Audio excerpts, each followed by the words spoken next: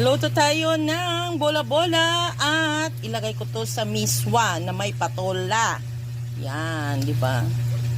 Ayan, nagisa na ako ng bawang sibuyas. Bola-bola. Ayan, mahina lang po nga ito. Ayan, may tubig na siya. At ang miswa ko naman ay lalagyan ko ng chicken and corn. Diba? Chicken and corn yan. Ayan siya. Tapos, masyado lang mahinang apoy para hindi magbubuo. Tapos, lagyan natin siya ng 1 o 2 miswa.